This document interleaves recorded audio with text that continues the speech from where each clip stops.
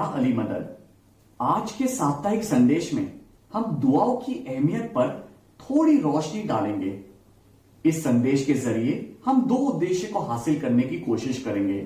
ہمارا پہلا ادیش ہے کہ ہم ہمارے پیغمبروں کی زندگی میں بیتے واقعوں سے اور اس دوران اللہ تعالیٰ سے کی گئی دعاؤں کے بارے میں جاننے اور سمجھنے کی کوشش کریں گے، اور ہمارا دوسرا ادیش ہے کہ پیغمبروں کی دعاؤں سے پریرت ہو کر آج کے دور میں ہم کس طرح اپنی مشکلات آسان کرنے کی دعائیں مانگ سکتے ہیں، یہ سمجھنے کی کوشش کریں گے۔ آئیے سندیش کی شروعات کرتے ہیں۔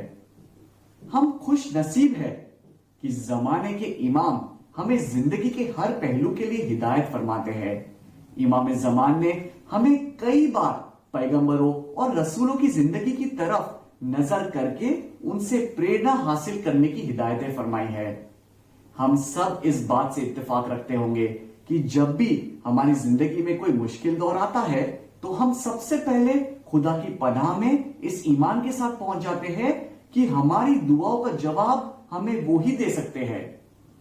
آئیے ہم ایسی ہی کچھ دعائیں حضرت ابراہیم علیہ السلام، حضرت موسیٰ علیہ السلام اور حضرت نبی محمد رسول صلی اللہ علیہ وآلہ وسلم کی زندگی سے دیکھیں اور اپنی زندگی میں انہیں اپنانے کی کوشش کریں۔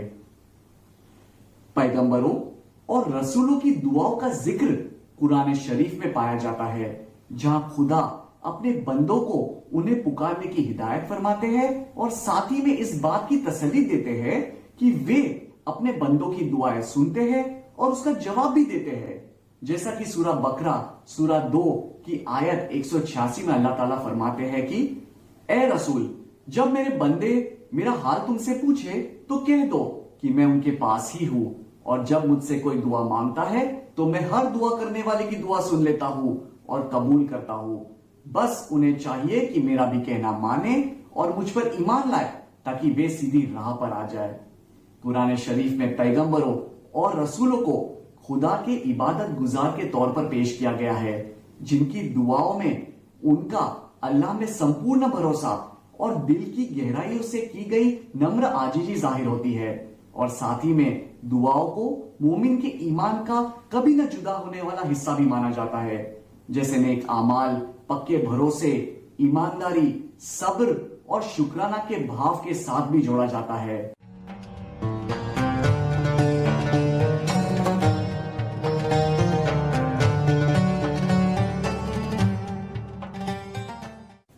اللہ تعالیٰ کی حضور میں دل سے مانگی گئی دعاؤں میں بہت اثر ہوتا ہے۔ دعاؤں کی اسی طاقت کے بارے میں ہم حضرت ابراہیم علیہ السلام کی زندگی میں گھٹے واقعے سے سمجھنے کی کوشش کریں۔ یہ واقعہ ہمیں اللہ کی ہم پر بے شمار رحمتیں اور ہمیشہ مہر کی چھتر چھایا بنائے رکھنے کے اللہ تعالیٰ کے وعدے کی بھی یاد دلاتی ہے۔ حضرت ابراہیم علیہ السلام کی زندگی پر اگر ہم غور کریں تو آپ کو بھی کافی ساری مشکلات کا سامنا کرنا پڑا تھا۔ آپ کی سوچ کے لیے آپ کو گھر سے باہر نکال دیا گیا تھا۔ آس پاس کے لوگوں کے ساتھ اکثر ان کی دلیلیں ہوا کرتی تھی، اور جب لوگ ان دلیلوں میں کامیاب نہ ہوئے تب انہوں نے حضرت ابراہیم علیہ السلام کو سلگتی آگ میں ڈال دینے کا فیصلہ کیا اور اسے دیکھنے کے لیے سارے لوگوں کو وہاں اکٹھا کیا۔ جب حضرت ابراہیم علیہ السلام اس مشکل دور سے گزر رہے تھے تب انہوں نے اللہ تعالیٰ سے دعا مانگی، جس کا ذکر قرآن شریف کی سورہ آل عمران سورہ 3 کی آیت 173 میں کیا گیا ہے۔ اللہ تعالیٰ فرماتے ہیں حسبنا اللہ و نعم الوکیل، یعنی ہمارے لیے تو بس اللہ کافی ہے اور اللہ بہترین کارساز یعنی کام بنانے والے اور کام سنوارنے والے ہیں۔ اس آیت کے ساتھ ساتھ اکثر سورہ انفال سورہ 8 کی 40ویں آیت بھی جوڑی جاتی ہے، جس میں اللہ تعالیٰ فرماتے ہیں وَنِعْمَ الْمَوْلَى وَنِعْمَ النَّصِيرُ، یعنی اور اللہ بہترین محافظ اور عمدہ مددگار ہے۔ اور ان دونوں الگ الگ آیاتوں کو جوڑ کر دعائیں مانگی جاتی ہے، جیسے کہ حسبنا اللہ ونعم الوکیل ونعم المولا ونعم النصیر، یعنی ہمارے لیے تو بس اللہ کافی ہے اور اللہ بہترین کارساز یعنی کام بنانے والے اور کام سنوارنے والے ہے، اور اللہ بہترین محافظ اور عمدہ مددگار ہے۔ قرآن شریف کی سورہ الانبیاء सूरा 21 आयत 69 में अल्लाह ताला फरमाते हैं, उन लोगों ने इब्राहिम को आग में डाल दिया तो हमने फरमाया, ए आग, तू इब्राहिम पर बिल्कुल ठंडी और सलामती की वजह बन जा।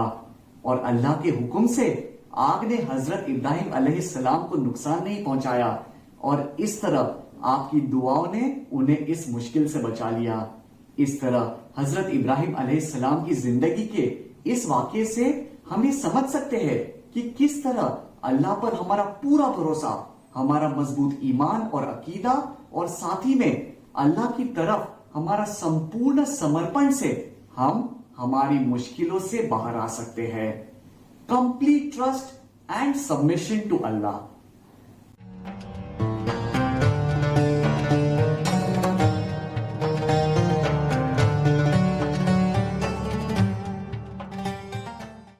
जिंदगी में कितनी भी बड़ी मुसीबतें हो, कितने भी सख्त हालात हो, अल्लाह के हुजूर में दुआ करने से कड़ी मुश्किलों से हम राहत पा सकते हैं।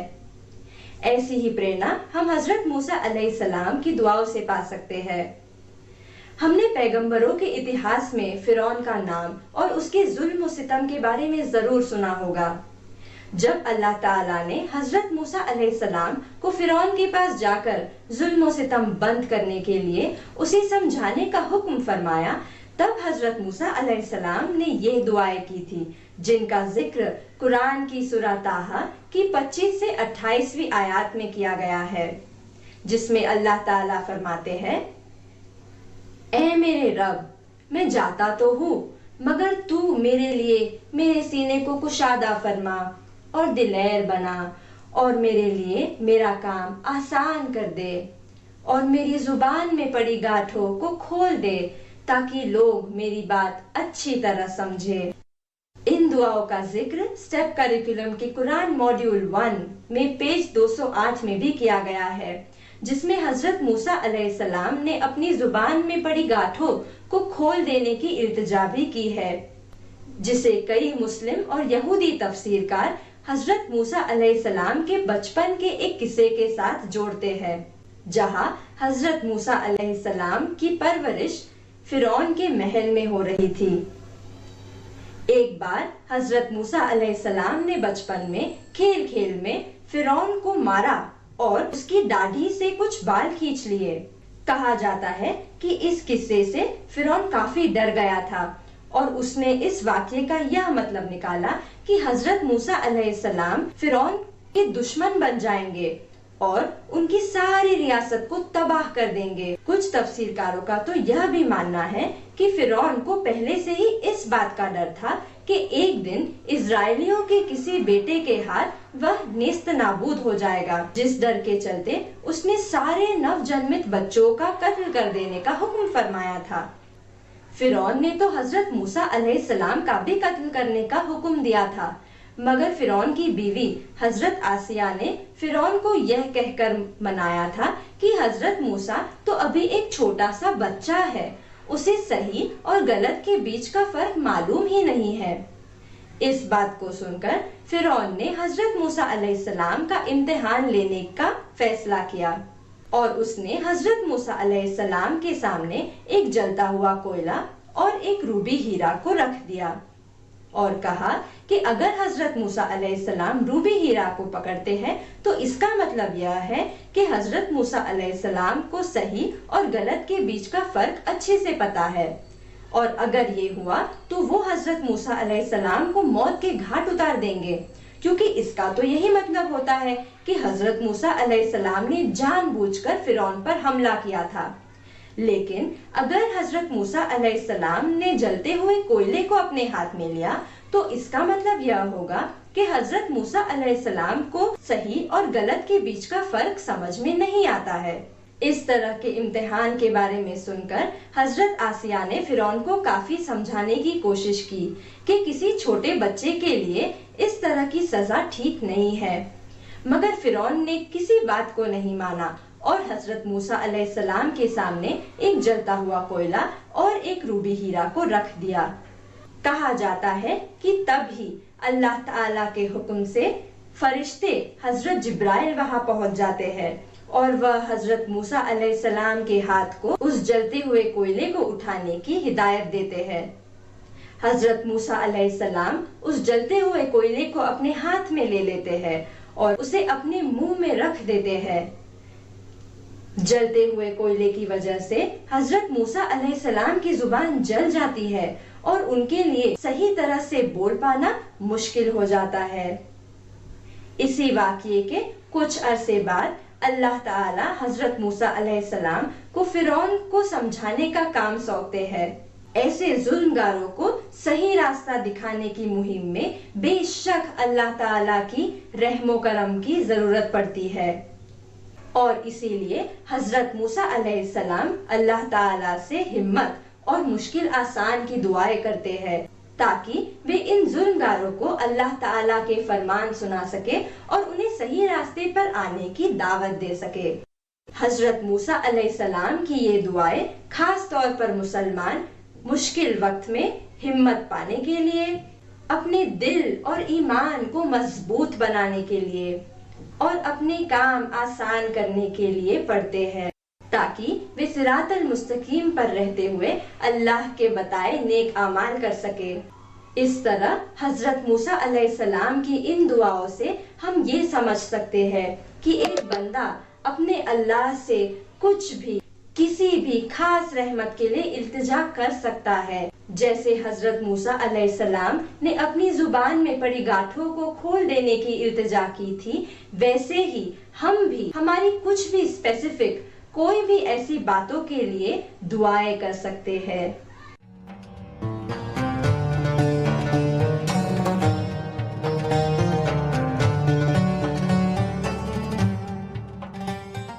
دعاؤں کے سامنے بڑی سے بڑی پریشانی کا بھی کوئی مقابلہ نہیں ہے۔ پیغمبروں کی زندگی کے واقعے ہمیں اللہ سے زیادہ دعائیں مانگنے کے لیے پریرت کرتی ہے، ہمیں ہمت دیتی ہے اور ہمارے ایمان کو مضبوط کرتی ہے۔ اللہ کا رحم و کرم ہمیشہ ہم پر بنا ہوا ہے۔ جب ہم ہمارے اپنوں کو یہاں بتانا چاہتے ہیں کہ ہم ان کے ساتھ ہیں، تب ہم کہتے ہیں نا I am only one phone call away۔ بس ویسے ہی اللہ تعالیٰ ہمارے قریب ہی ہے، بس دعائیں مانگنے کی دیری ہے۔ اور دعائیں مانگنا صرف مصیبتوں کے وقت تک ہی سیمت نہیں ہے۔ اس بات کی سمجھ ہمیں حضرت نبی محمد صلی اللہ علیہ وآلہ وسلم کی دعاؤں سے ملتی ہے۔ آئیے ہم اللہ کے آخری نبی رسول اللہ کی زندگی کے سخت حالاتوں کی طرف غور کرتے ہیں۔ جیسے کہ ہم سب جانتے ہیں کہ آپ کو بھی کافی ساری مصیبتوں سے گزرنا پڑا تھا۔ اگر ہم آپ کے بچپن کی بات کریں تو بہت ہی کم عمر میں آپ کے سر سے ماں باپ کا سایہ اٹھ گیا تھا، اور اللہ تعالیٰ سے ملے اسلام کے پھیلاوے کے کاریہ کے دوران مکہ میں دن بدن بڑھ رہے ظلم کی وجہ سے بھی آپ کو کڑے حالاتوں کا سامنا کرنا پڑا تھا۔ آپ راستے سے گزر رہے ہوتے تب آپ پہ کچرا ڈالا جاتا، آپ کے راستوں میں کانٹے پھینکے جاتے، آپ کو پتھر مارے جاتے، اور آپ کی جان کے بھی کئی سارے دشمن تھے، اور راتوں رات آپ کو مکہ چھوڑ کر مدینہ ہجرت کرنی پڑی۔